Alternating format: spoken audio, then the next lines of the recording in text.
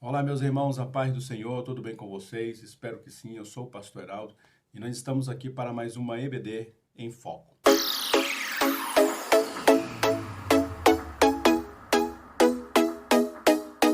Meus irmãos, nós estamos aqui nesse canal tendo o privilégio de fazer o comentário da revista dos adultos da nossa Escola Bíblica Dominical das editoras Betel. E esse trimestre nós vamos estar aqui trabalhando um novo tema, né? Nós vamos falar sobre o Sermão do Monte, a ética, os valores e a relevância dos ensinos de Jesus Cristo. Serão 13 lições em que nós vamos estar aqui mergulhando nesse Sermão do Monte. Obviamente que com 13 lições, que num período curto que a gente tem para dar aula ali na escola bíblica, a gente não conseguirá esgotar todos os assuntos do Sermão do Monte, mas nós vamos nos concentrar então no que o autor da revista, o bispo Abner Ferreira, trouxe para nós aqui como conteúdo, tá? Então que a gente possa aí se deliciar nessa revista. Serão 3 meses, 13 lições em que a gente vai estar aqui aprendendo aqui junto com os irmãos, tá?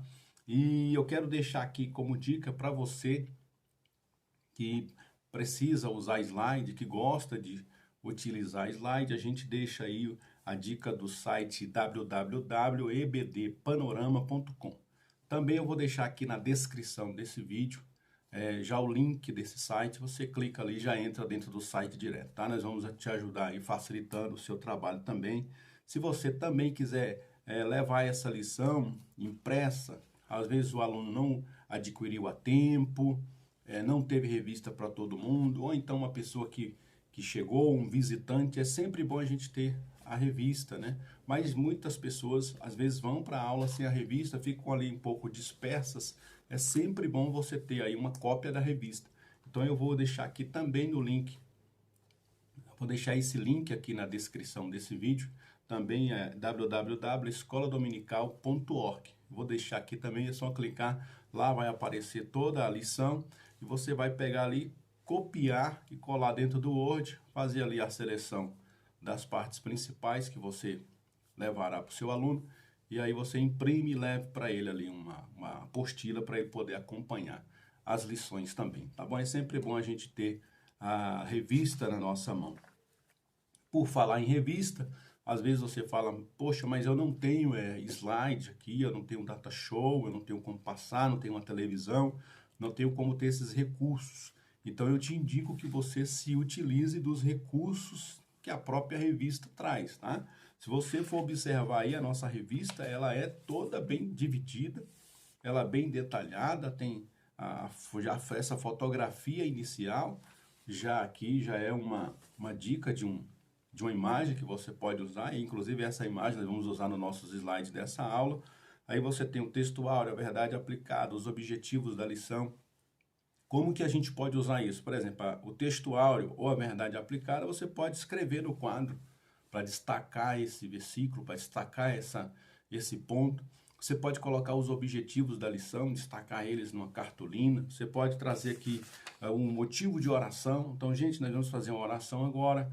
Então, já é uma dinâmica, para dar uma dinâmica para a sua aula, a revista já está te dando aqui várias e várias formas de você deixar a sua aula mais dinâmica e mais didática. E a própria revista em si, quando ela traz tópico 1, 1.1, 1.2, 1.3, né? Quando ela traz assim um ponto de partida, tudo isso, o que eu ensinei, tudo isso é uma forma didática de você abordar o tema de uma lição, tá? Então a lição já é de uma forma bem detalhada, bem didática. Então, se você se utilizar da maneira que a revista está trabalhando, você já vai ser um professor que vai estar trabalhando com essa didática, tá? Então, assim, além de você usar aqui a didática da própria revista, também você pode levar sempre uma ilustração, pesquisa ali na internet, algum tipo de ilustração que você possa ali trabalhar uma dinâmica para quebrar o gelo um pouco também. Você, professor, inclusive nessa primeira lição, você que vai dar essa aula, você vai ter o privilégio de abrir o trimestre. Então eu quero aqui te incentivar a chegar mais cedo, preparar o ambiente, levar ali um café, um suco, alguma coisa, talvez até um lanche mesmo para eles, combinar com a superintendência ali se vai haver um café da manhã para inaugurar essa revista.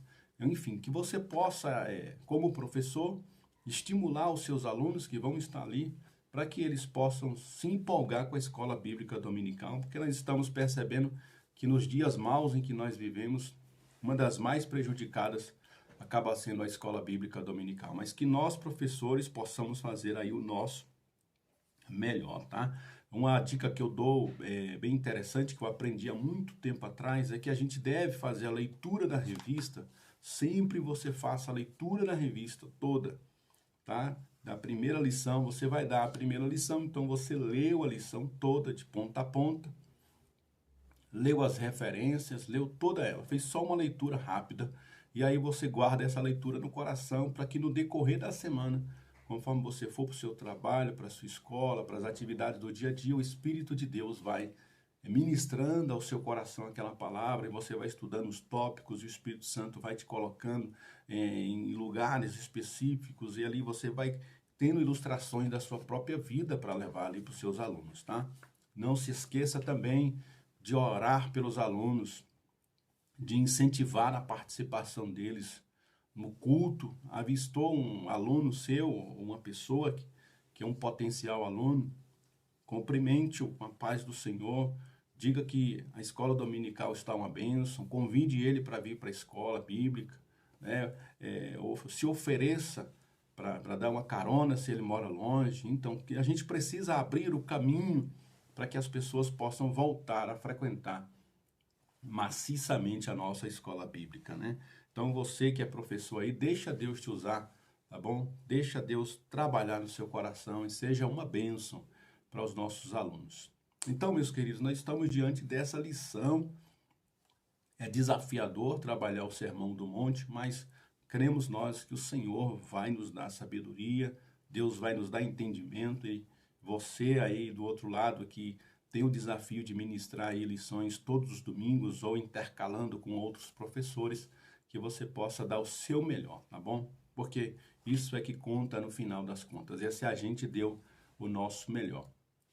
E aí a gente vai trabalhar nesse trimestre, nesse Sermão da Montanha, 13 lições muito abençoadoras. A primeira lição, que é essa que a gente vai trabalhar agora, a gente vai trabalhar o Sermão da Montanha e sua essência.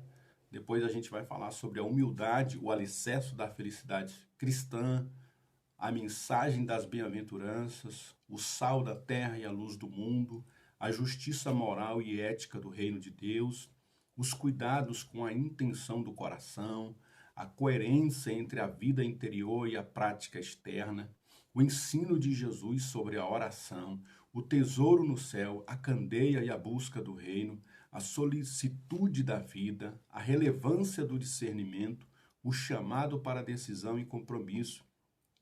E para fechar, os 2 alicerces. Meu querido irmão, você que tem a oportunidade de trabalhar essa primeira lição, eu quero te incentivar a ser também um incentivador aí da sua turma. A gente sabe que durante 3 meses, durante essa lição, muitos alunos oscilam muito, né? Começam um trimestre, aí falta uma aula, falta 2, às vezes falta 3, aí desanima porque já não está mais inteirado do assunto, já dá aquela desanimada, aquela baqueada. E aí eu queria te incentivar, que você incentivasse a ele a permanecer frequente na escola bíblica durante todo o trimestre. E aí eu trouxe aqui uma ilustração, é bom que você leve uma liguinha mesmo para sua sala, que a liguinha vai quebrar, esse prendedor de cabelo aqui ele não vai romper, é mais resistente. Então, para que você, através dessa ilustração aqui, fale sobre uma capacidade que nós crentes temos, que é de ser longânimo, de sermos pacientes, de termos resiliência, de aguentarmos as dificuldades, de perseverarmos nas dificuldades. Então você vai dizer que através do Espírito de Deus, nós temos essa capacidade de esticar sempre. Aquelas pessoas que não servem a Deus, elas esticam um pouco, tem uma certa paciência que é característica também, que os homens têm essa capacidade, mas chega um limite que eles travam aqui, ó. Aí você vai mostrar que o Espírito Santo, ele não, nos dá a capacidade de esticar sempre.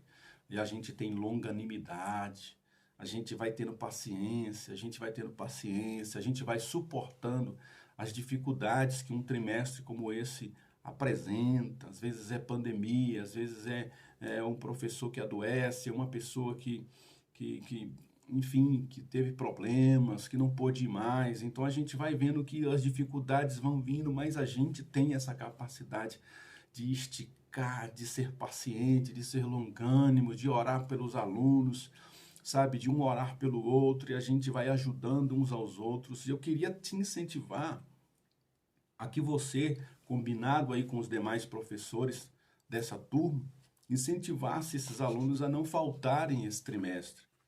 E você incentivasse, olha gente, vocês que vieram essa primeira aula, queria incentivar vocês a virem todas as lições, 13 lições. Vamos estudar juntos, gente. Eu faço aqui um compromisso com você, de estar aqui todos os domingos com vocês, de nós vamos estar juntos, a gente vai orar uns pelos outros, a gente vai perseverar juntos, serão 3 meses de aprendizado sobre o Sermão do Monte. E aí você coloca um incentivo, combina aí com os demais professores, e o aluno que não tiver nenhuma falta, se reúna com os professores e vocês comprem uma revista como essa do próximo trimestre e presenteiem a ele com uma revista. Olha, aquele aluno, aquela irmã, aquele irmão que não teve nenhuma falta, nós vamos, aqui os professores vão te presentear com uma revista dessa. Então, no próximo trimestre, você não vai pagar pela revista. A gente vai fazer uma vaquinha entre os professores e nós vamos comprar uma revista para você e vamos te presentear. Você que resistir, você que perseverar, você que for longânimo, você que tiver muita paciência com as dificuldades, você que resistir às tribulações, nós vamos te presentear com uma revista no próximo trimestre. Você não vai comprar a revista, nós vamos te dar ela de presente. O aluno que não tiver nenhuma falta. A gente precisa destacar, irmãos, aquelas pessoas que se esforçam, os irmãos que lutam, que estão todos os domingos. A gente sabe que tem esse aluno aí, e às vezes ele passa desapercebido. A gente até, muitas vezes, leva para uma sala de aula a nossa chateação com o aluno que não foi, ou deixou de ir. E às vezes a gente expressa essa chateação, mas que a gente também possa expressar a nossa gratidão por aqueles que não falharam, por aqueles que foram, por aqueles que perseveraram, por aqueles que tiveram longanimidade, paciência, por aqueles que resistiram às tribulações e venceram e não romperam e foram aí fiéis com você, professor, durante esses 3 meses. É um tempo bem longo, então muita gente começa e oscila e vai parando e vai desanimando, tá? Que a gente possa aí abençoar os nossos alunos. Nós vamos iniciar agora a nossa lição de fato e de verdade, lição de número 1, o Sermão da Montanha e sua essência. Vamos mergulhar nessa lição, vamos ser abençoados agora por esse texto sagrado. Hoje nós vamos trabalhar o trecho de Mateus capítulo 5, versículo do 1 ao 8, é o texto que a lição vai nos apresentar como referência. E Jesus, vendo a multidão, subiu a um monte, e assentando-se, aproximaram-se dele os seus discípulos, e abrindo a sua boca, os ensinava, dizendo: Bem-aventurados os pobres de espírito, porque deles é o reino dos céus. Bem-aventurados os que choram, porque serão consolados. Bem-aventurados os mansos, porque eles herdarão a terra. Bem-aventurados os que têm fome e sede de justiça, porque eles serão fartos. Bem-aventurados os misericordiosos, porque eles alcançarão misericórdia. Bem-aventurados os limpos de coração, porque eles verão a Deus. E aí a gente já vê aí na nossa introdução, o Sermão da Montanha retrata a qualidade de vida que o homem que está em comunhão com Deus deve produzir diariamente. Então a gente tem, através da nossa fé em Cristo, dessa nova vida em Cristo, uma qualidade de vida, e além dessa qualidade de vida, a introdução vai nos dizer que a gente tem uma recompensa celestial. Então, as pessoas que estão seguindo as leis do reino, elas são pessoas felizes. Elas são felizes, embora elas estão agindo de maneira contrária ao que o mundo prega como felicidade. Elas são felizes porque a essência do reino, elas estão seguindo os princípios do reino, elas estão vivendo os princípios do reino. Por isso elas são felizes. E além disso, elas têm uma recompensa futura, uma recompensa celestial. Nós possamos perseverar em seguir os ensinamentos do reino de Deus. Tópico de número 1, conhecendo o Sermão da Montanha. Como introdução, nós vamos trazer aqui uma citação de Agostinho de Hipona, abre aspas: quem quiser meditar com piedade e recolhimento o sermão do nosso Senhor Jesus Cristo, pronunciou na montanha, tal como lemos no Evangelho segundo Mateus, encontrará aí, creio eu, todos os preceitos necessários à perfeição da vida cristã. E aí eu concordo com essa citação de Agostinho de Hipona, porque eu considero o Sermão da Montanha, capítulo 5, 6 e 7, como a constituição do reino de Deus. Então você, para entender como que um país funciona, como que um estado funciona, ele tem a Constituição. E a Constituição vai ser aquela lei maior que vai normatizar a relação entre os poderes, entre as pessoas, o que o Estado pode fazer, até onde as pessoas podem ir, vai estabelecendo os limites e os parâmetros para as pessoas conviverem pacificamente umas com as outras, com o Estado.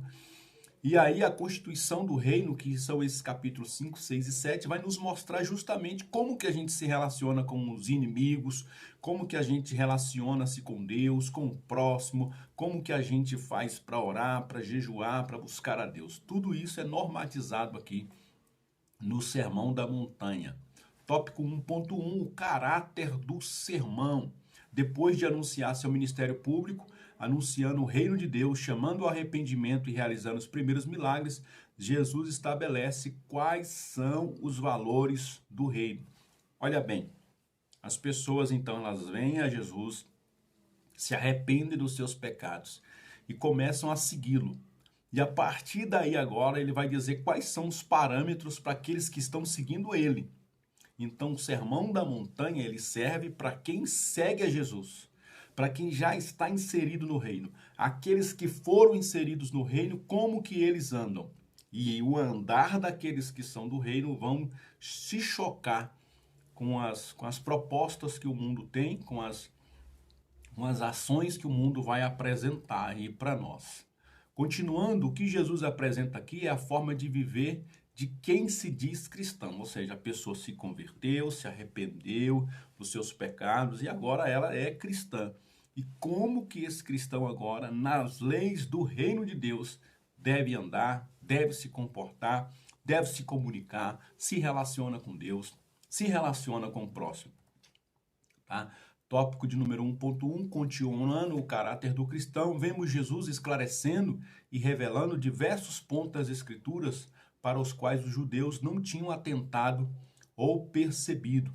Tais princípios devem ser considerados norteadores na caminhada do povo de Deus em seu relacionamento com Deus e com o próximo. Então, o cristão, uma vez seguindo a Jesus, ele tem que entender que existe um modo correto de servir a Deus e que existe, uma vez que a gente está conectado com Deus nessa arte vertical da cruz, a gente é conectado com Deus e por causa desse contato que a gente teve restabelecido com Deus, as relações entre os homens mudam. Então a constituição do reino de Deus, o Sermão da Montanha, vem justamente propor uma forma da gente agora relacionados com Deus, como que isso afetou a nossa relação com os homens. Então, se a gente diz que serve a Deus, que está conectado com Deus, e isso não mudou a nossa forma de enxergar e de viver nesse mundo, é porque possivelmente essa conexão não foi estabelecida de maneira correta ou de maneira ainda bíblica ou de maneira pelo Espírito Santo. Mateus destaca, tópico 1.2, Mateus destaca 3 capítulos, do 5 ao 7, para descrever as palavras mais significativas proferidas por Jesus no Alto do Monte, o Monte das Bem-aventuranças. O Sermão do Monte aborda questões importantíssimas acerca do amor ao próximo, oração, jejum e conduta cristã.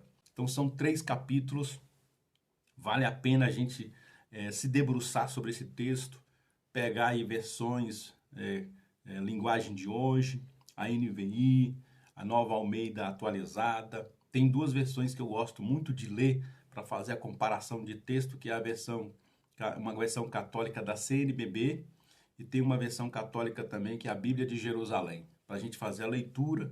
Esse texto é bem fiel aos originais, então a gente vai lendo, vai entendendo o que quer dizer a palavra pobre de espírito, o que quer dizer essa palavra bem-aventurado, o que Jesus está explicando sobre o adultério. E fora isso, você pode também complementar com livros muito interessantes que foram escritos acerca desse assunto. Tem bastante livros aí que foram escritos e abordam o Sermão do Monte, que a gente possa se debruçar para aprender, não só para passar para frente, mas para que esse texto possa transformar a nossa vida, a nossa maneira de relacionar uns com os outros. Aprenderemos sobre jejum, sobre oração, sobre amor, sobre perdão, sobre separação, divórcio, sobre amar, sobre matar as pessoas, sobre perdoar.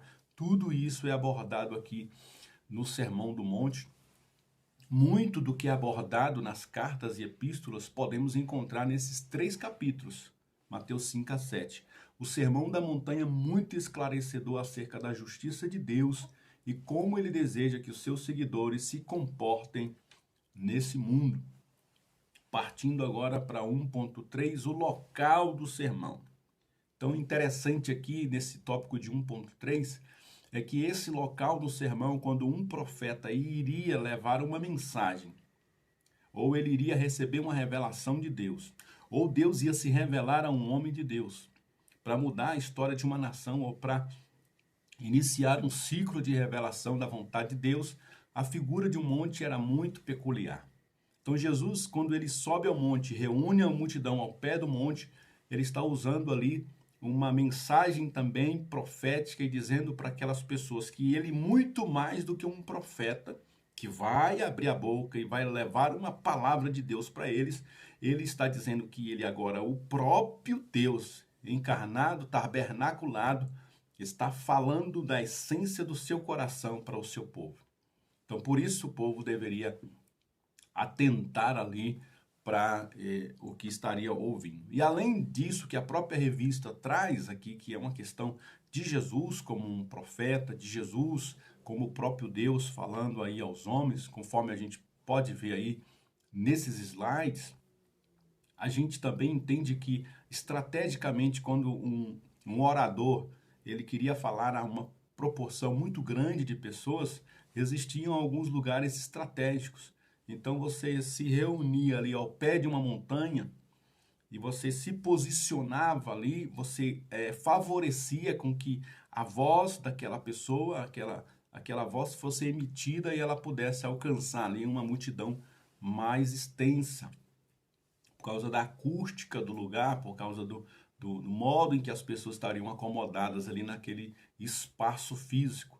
Então Jesus, obviamente, ele sabia que viria uma multidão extremamente grande ali. Então ele reunia-se sempre nesses lugares estratégicos para que as pessoas ouvissem a sua palavra, para que o máximo de pessoas fossem abençoadas pela palavra do Senhor.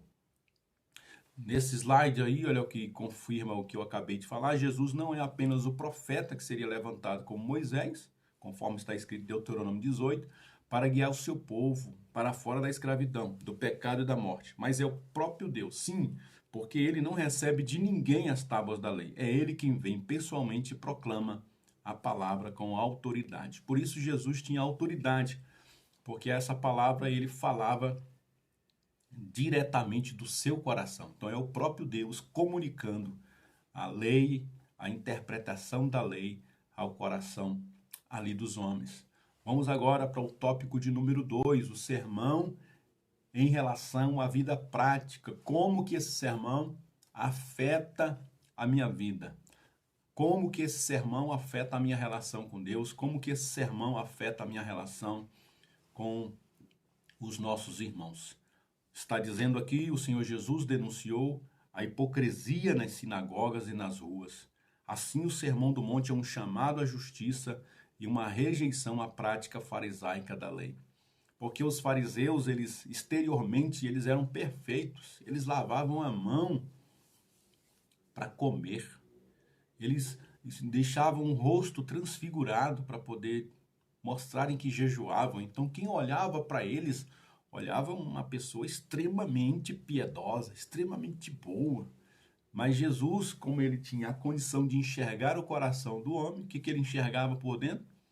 Ossos, podridão, sepulcro caiado.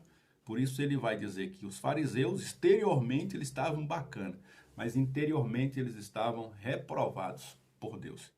Porque aí ele veio trazendo agora qual é a verdadeira essência da lei de Deus.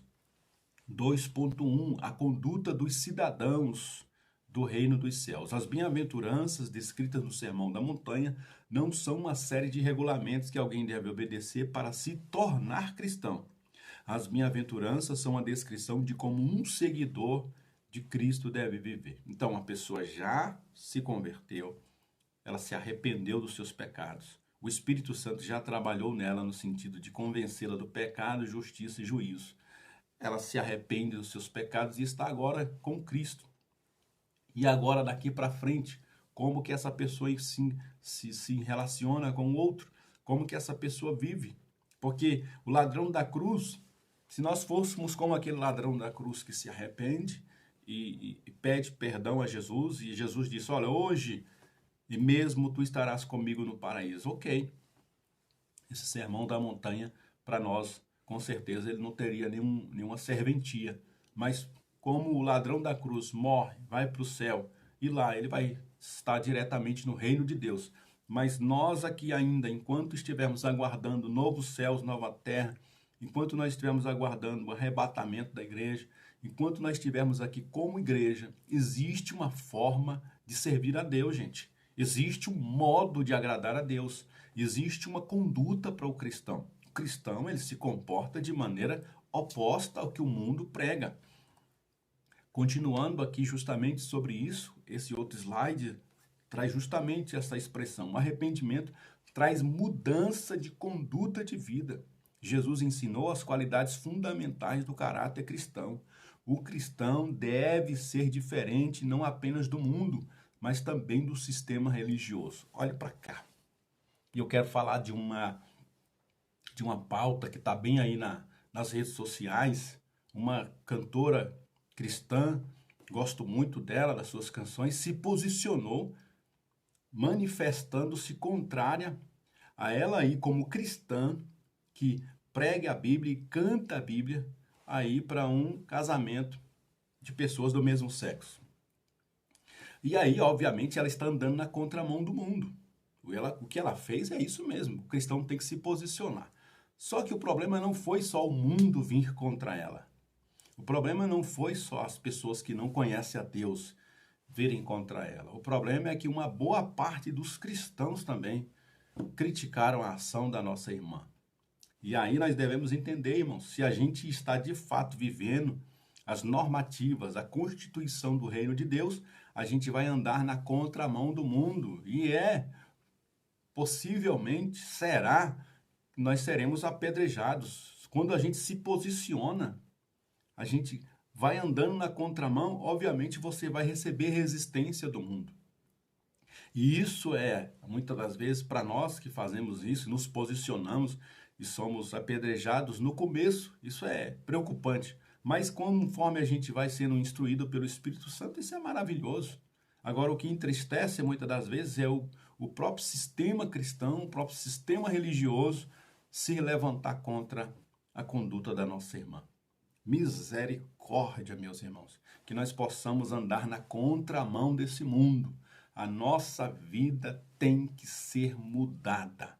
Nós nos arrependemos, nós nos convertemos, nós somos salvos pela graça e tão somente pela graça. Mas se a nossa vida não tiver mudada, possivelmente está um indício aí de que nós não estamos vivendo no reino de Deus. 2.2, a essência contida nas entrelinhas do sermão. Então você tem essa expressão quando diz que ele abriu a sua boca, e o nosso irmão William Barclay vai trazer que ela tem pelo menos duas perspectivas. Ela é usada como prefácio de uma declaração, ou seja, com introdução de uma declaração, alguém que vai fazer uma declaração, alguém que vai começar um sermão, alguém vai começar um discurso, então essa expressão é usada. Ele abriu a sua boca. Em segundo lugar, também usa-se para referir-se às afirmações de uma pessoa que verdadeiramente está abrindo seu coração e mostrando os conteúdos mais íntimos da sua mente. Então, são dois aspectos. Essa pessoa abriu a boca e ela vai declarar um sermão. E essa pessoa abriu a boca, vai declarar um sermão, as pessoas têm que atentar, porque o que aquela pessoa vai falar a partir de agora vai vir do âmago do seu interior, vai vir de dentro da sua alma, vai ser algo que vai mudar e vai impactar a vida daquelas pessoas. Então, as pessoas precisam atentar para o que vai ser dito ali.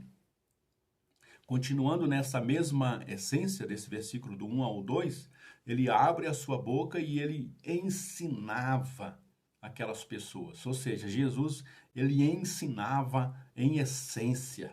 Jesus ensinava não apenas para transmissão de conteúdo. O objetivo de Jesus não era levar as pessoas a se formarem, a terem um currículo, a ter uma grade horária fechada. Não, o objetivo de Jesus era trazer transformação. Então, ele ensinava e logo após o ensinamento ele praticava alguma coisa. E a soma de ação e discurso formava aquilo que as pessoas olhavam para Jesus e diziam, ele tem autoridade.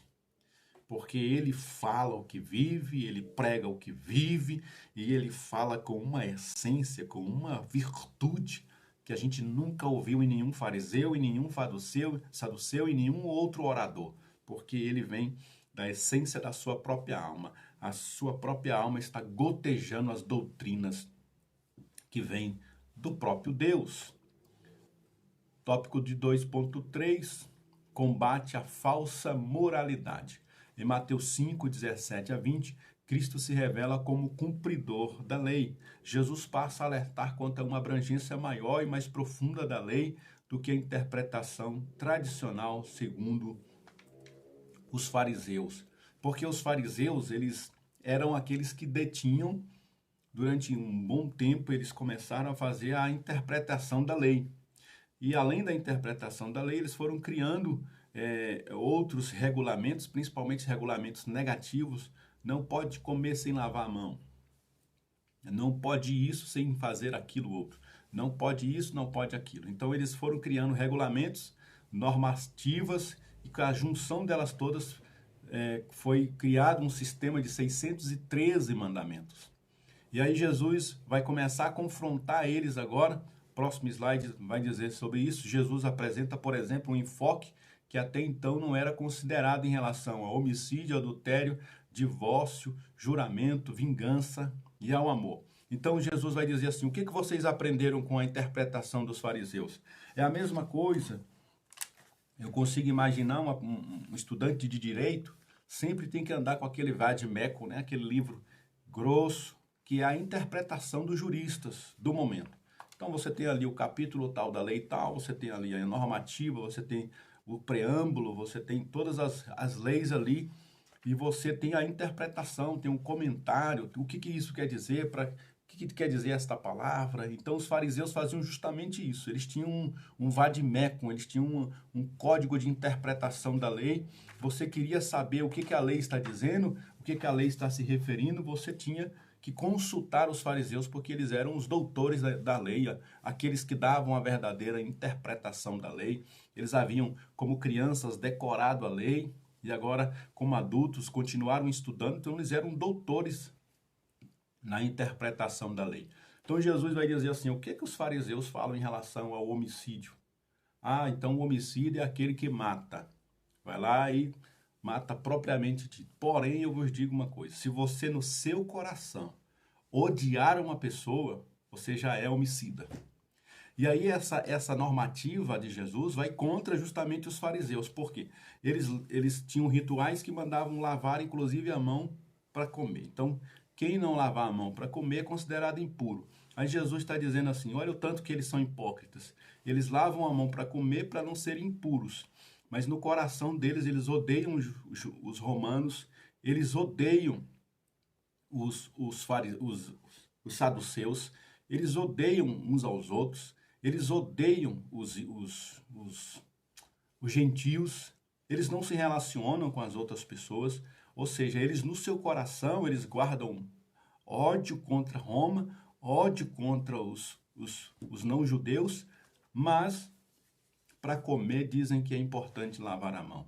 Porém, eu vos digo que o que mata o homem não é aquilo que entra, porque o que entra, se não lavou a mão, entrou, foi para o estômago e depois saiu por lugares escusos. Mas o que mata o homem é o que está no seu coração, porque do interior é que fala a boca dos homens. O que os fariseus falam a respeito do adultério? O que vocês aprenderam com ele? Que adulterar é só aquele que faz o ato consumado? Eu, porém, vos digo, apertou mais Jesus. Jesus aperta mais. Eu, porém, vos digo que o adultério se consuma também com aquele que olha com intenção impura para uma mulher. O que eles falaram a respeito do divórcio? Que Moisés mandou dar carta de divórcio por causa da dureza do coração de vocês. Mas olha, eu vos digo, porém, uma coisa. Qualquer um que repudiar, que mandar sua mulher embora, que se separar da sua mulher, a não ser por relação sexual ilícita, comete adultério e leva ela a cometer adultério também. O que falou? O que os fariseus estão dizendo acerca do juramento? Olha, que a gente não pode, que a gente tem que jurar pelo templo, tem que jurar pelo céu, pela terra, e a gente tem que fazer os nossos juramentos. Porém, eu vos digo, não jura por coisa nenhuma. Não jura pelo templo, não jura pelo céu, não jura nem pela sua cabeça. Você deve cumprir rigorosamente a sua palavra. Você tem que ter honra, você tem que ter palavra. A tua palavra é sim, a tua palavra é não. Cumpra a tua palavra e você vai estar agradando a Deus. Não precisa fazer juramento, você que tem palavra. Isso com relação à vingança. O que os fariseus ensinaram a vingança? Olha, que você deve se vingar dos seus inimigos.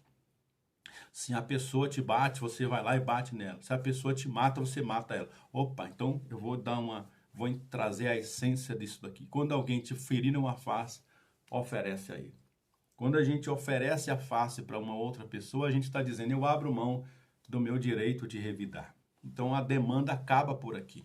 A essência do reino de Deus muda completamente a nossa maneira, gente, de se relacionar com as pessoas e, obviamente, porque fomos afetados pela nossa relação com Deus. O que fala a respeito do amor, que a gente deve amar apenas os que nos amam? Isso aí os fariseus, isso aí os saduceus, isso aí os essênios, os hipócritas, eles fazem isso, ó, tranquilo para eles, porque é fácil amar quem nos ama, o difícil é amar aqueles que nos aborrecem. Então vocês querem ser filhos do reino? Vão lá e ama aqueles que perseguem vocês. Vocês devem amar aqueles que aborrecem vocês e assim vocês de fato estarão sendo filhos do Deus Altíssimo. Continuando o próximo slide, o Senhor Jesus, ao apresentar um novo enfoque e denunciar a prática hipócrita dos fariseus, lhes apresenta o que é a verdadeira justiça. Os líderes religiosos da época de Jesus possuíam uma justiça artificial e exterior, baseada apenas nos ritos da lei. Tópico de número 3, a natureza do reino de Deus. O Sermão da Montanha foi descrito como a mensagem mais poderosa que já foi pregada. A multidão ficou admirada com a maneira de Jesus ensinar e com sua autoridade na transmissão da doutrina. A grande vantagem aqui, digamos assim, se é que a gente pode dizer a grande vantagem, mas a essência de Jesus é porque ele não estava fazendo aqui uma interpretação da lei como os fariseus, buscando entender os originais e tal, e buscar entender como a gente faz hoje com qualquer lei. Jesus estava falando que era a essência do seu coração. Jesus estava trazendo verdadeira doutrina, uma palavra que vinha direta do coração do Pai ao coração daquela multidão. Então, por isso que as multidões estavam admiradas com a autoridade com que ele falava, com o apreço com que ele falava, com as virtudes que saíam através da sua palavra. E nós possamos ser assim também, viver aquilo que pregamos e pregar aquilo que vivemos.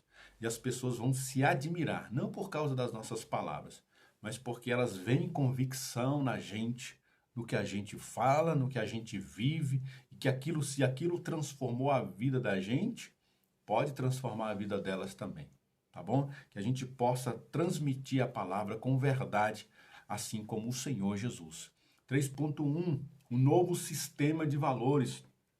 Jesus nos oferece uma nova vara de medir, um novo par de lentes, um novo sistema de valores ao revelar o reino dos céus. Então, se a gente for agora trazer como parâmetro o Sermão do Monte, a gente vai lidar com uma determinada situação. A gente deveria andar com o Sermão do Monte assim como um advogado anda com a Constituição. Então, o advogado vai defender uma causa, vai resolver um problema, ele está com a Constituição do lado e ele fala assim, o que que diz esse artigo aqui? Vamos lá, vamos abrir e vamos ver o que que esse parâmetro aqui, opa, olha aqui, está escrito assim, assim deveria ser as nossas ações. Olha, gente, eu tô preocupado, como é que estão as nossas orações? Como que a gente está orando? Vamos ver o que que Jesus falou sobre a oração e a gente vai lá para o Sermão do Monte e aprende a orar, aprende a jejuar, aprende a perdoar os nossos irmãos. Que essa constituinte do reino possa estar gravada no nosso coração. E quando a gente for tomar uma ação, fazer alguma atitude, que a gente possa se basear aí pela palavra de Deus. 3.1, um novo sistema de valores. Continuando, próximo slide. Se perguntarmos a Jesus o que é uma vida abençoada em sua perspectiva, suas respostas nos surpreenderão. Porque todas elas apresentam uma natureza diferente das regras do mundo em que vivemos. Para ilustrar a natureza desse reino, Jesus começa afirmando que a felicidade de Deus vem para aqueles que reconhecem que são pobres. Versículo 3, abre aspas, bem-aventurados os pobres de espírito, porque deles é o reino dos céus. Então Jesus, ele já começa o sermão da montanha com as bem-aventuranças. E enquanto as pessoas exaltam a soberba, exaltam a arrogância, enquanto as pessoas elas são prepotentes, elas não aceitam ficar por baixo, aí o Senhor Jesus começa inaugurando o reino dos céus com os pobres de espírito. Que maravilha! Aí vem exatamente na contramão, né, do mundo, na contramão do que as pessoas pregam, na contramão do que esse sistema do mundo e também o sistema religioso, que muitas das vezes é gerido pelo espírito desse mundo, governa a maioria das religiões, eles pregam, mas Jesus vem na contramão deles e diz, olha, você quer ser feliz? Você quer entrar no reino dos céus? Você quer ser cidadão dos céus de fato? Então, bem-aventurado se tu fores pobre de espírito. E aí ele inaugura o reino dos céus, inaugura as bem-aventuranças com justamente aqueles que são pobres de espírito. 3.2, uma nova harmonia produzida pelo Espírito Santo. As bem-aventuranças formam uma matriz para o desenvolvimento espiritual, onde ocorre a transformação pessoal e se estende até a plenitude de Cristo. As bem-aventuranças de Jesus são palavras que fluem do coração do nosso Criador e Redentor como lâmpada para os pés de seus discípulos. As bem-aventuranças apresentam um crescimento espiritual contínuo, que destaca os elementos chaves da maturidade espiritual pelos quais podemos examinar nosso progresso. Eu achei interessante essa colocação do slide, porque a gente tem como sim, irmão, ver como que está a maturidade do cristão, como que está o seu desenvolvimento espiritual, a sua maturidade. Paulo diz assim, quando a gente for levantar alguém como bispo, como obreiro, a gente não deve pegar o neófito, ou seja, o novo na fé, aquele que é novo, que se converteu agora. Por quê? Porque essa pessoa ela tem que passar por estágios da vida, ela tem que ser experimentada pela vida. E conforme ela vai experimentando, ela vai aplicando os princípios do reino, ela vai amadurecendo e vai crescendo. Então, uma forma da gente avaliar se uma pessoa é madura na fé, não é olhando a data do batismo. Ela foi batizada há 35 anos atrás, ou ela foi batizada há 39, 40 anos atrás, ela foi batizada. E aí você vai lá onde ela se converteu há 60 anos atrás. Não é isso que mede o crescimento ou a maturidade de um cristão. É o como que ele se relaciona com o próximo, como que ele trata os seus inimigos, como que ele trata aqueles que o aborrecem, como que ele perdoa aqueles que fazem mal, como que ele se relaciona com Deus, qual é a forma de ele tratar a família, de tratar a esposa, de tratar os seus parentes, como que ele se relaciona com Deus, qual é a sua maneira de se relacionar com as coisas materiais, espirituais, com as coisas da igreja. E aí a gente vai avaliar a maturidade dessa pessoa pela sua relação com todas essas coisas. Não é o tempo de cristã que essa pessoa apresenta numa carteirinha denominacional, mas é o tanto de mensagem da Bíblia, e aí nós estamos falando do Sermão do Monte, o tanto de Sermão do Monte que afetou ele e mudou a sua vida. Isso não acontece da noite para o dia. Isso não acontece como mágica. A gente precisa aprender a ler as Escrituras e pô-las em prática. E a gente vai percebendo, conforme a gente colocar em prática, que realmente a gente no começo vai ter resistência, a gente vai ter dificuldade, mas com o tempo a gente vai perceber que vale a pena fazer parte daqueles que carregam o reino de Deus no seu coração. 3.3, partindo já para o final nessa lição, Jesus, o exemplo do modelo da vida cristã. Devemos ver este sermão como modelo para a vida cristã. Ele é realista, mas ele é ideal. Apesar do sermão nos dar o ideal de discipulado, essa meta se apresenta dentro de uma compreensão realista da vida humana diária, que será transformada pela participação na vida da nova aliança. Embora o Espírito Santo não seja mencionado explicitamente no sermão, Jesus exemplifica o tipo de vida capacitada pelo Espírito para viver o ensino puro no sermão da montanha. Ou seja, irmãos, a gente, sem a presença do doce Espírito, a gente nem teria se convertido. Sem a presença do Espírito, a gente não teria se arrependido. Sem a esperança do Espírito, a gente não perseverará. E com a presença do Espírito, além da gente se converter, da gente perseverar, a gente ainda vai crescendo em maturidade pela palavra de Deus. Porque o Espírito vai nos ensinando, vai nos mostrando, e toda vez que a gente se deparar com uma situação, o Espírito Santo é ele que vai dizer para nós, olha, é assim que você deve proceder. Olha, é assim que o Senhor ensinou. Olha, você lembra que está escrito, Mateus capítulo 5, no versículo tal, olha, a oração do Pai Nosso ensina a perdoar dessa forma. Olha, quando você for orar, você tem que orar assim. Então a gente vai sendo mudado e moldado pela palavra por meio do Espírito Santo. Por fim, para concluir essa palavra, o Sermão da Montanha nos ensina que ainda existem muitas outras bênçãos nos esperando para dar as boas-vindas. Acima de tudo, elas apontam para aqueles que encarnam cada uma de suas letras.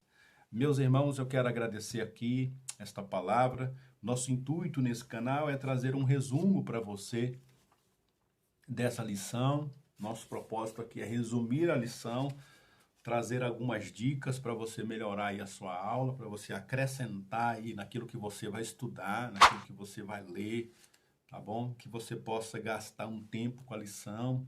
A gente sempre recomenda, essa lição é bem grande, ela tem 3 tópicos, fora a introdução, conclusão, mas que você possa usar aí uns 40, 50 minutos do tempo que o superintendente te der, tá bom? Se for 1 hora, você usa 40, 50 minutos. Deixa um tempo para você conversar com os alunos, fazer pergunta no final, tirar dúvidas, deixar os alunos falarem durante um tópico e o outro, tá? Abre ali a oportunidade de tirar dúvidas, de acrescentar alguma coisa. A gente sempre tem que trazer o aluno para participar das nossas aulas, tá? Quero te pedir uma última coisa. Se esse vídeo foi interessante para você, nos ajuda aí compartilhando nos grupos da sua escola dominical, tá? A gente que é da escola dominical, como eu, fui superintendente muitos anos e professor até hoje de escola bíblica, a gente sabe como que é difícil, irmão. A gente dar aula, a gente motivar a si próprio, levar uma aula motivacional, uma aula dinâmica para os nossos alunos, a gente sabe o tanto que é difícil. Então a gente quer nesse canal aqui buscar te ajudar de alguma forma, tá bom? Nós estamos orando por você, ore por nós, para que todas as semanas nós estejamos aqui dando esse subsídio para você, tá bom? Então compartilha aí nos grupos da sua igreja essa aula. Nós estamos aqui todas as semanas gravando, além dessa aula que fizemos hoje para adultos, também para adolescentes e também para jovens, tá bom? Que Deus te abençoe, que Deus te guarde, que Deus prospere o teu coração. Lembre-se sempre, juntos somos mais fortes.